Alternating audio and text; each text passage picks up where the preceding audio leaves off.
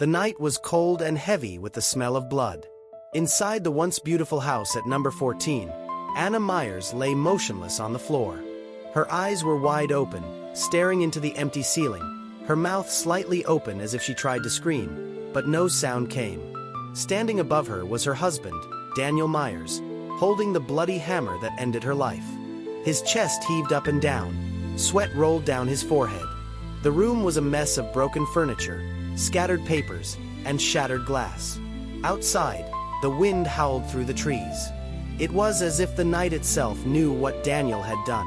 6 months earlier, Daniel had been a different man then, or so everyone believed. He owned a small business and was well-liked in the quiet town of Woodsville.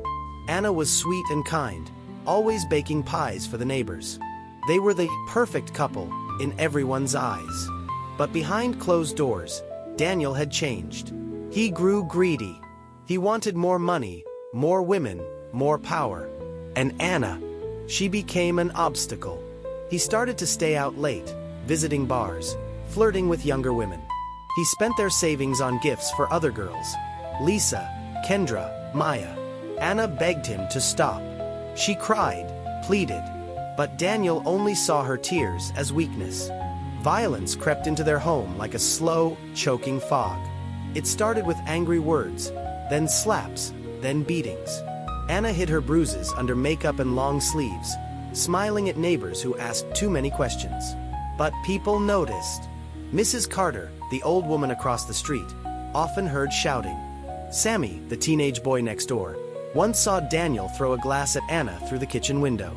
Whispers grew. Daniel didn't care. His heart had grown cold, his mind drunk with pride and lust. He came up with a plan. Get rid of Anna. Then he could marry Maya, the young woman who worked at the flower shop.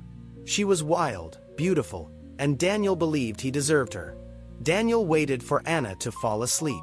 He gripped the hammer tightly, walking slowly to their bedroom. His hand trembled, but his mind was set. 1 swing, 2 swings, 3. The house fell silent except for the dripping blood. The cover-up. Daniel worked fast. He staged a fake break-in, smashed windows, scattered valuables, left the front door ajar. He even hurt himself, scratching his arms to make it look like he fought an intruder. When the police arrived, he cried fake tears, telling a story of a masked robber who had attacked them. At first, people believed him. After all, Daniel Myers was a good man. But Mrs. Carter was suspicious. Sammy told the police what he had seen before.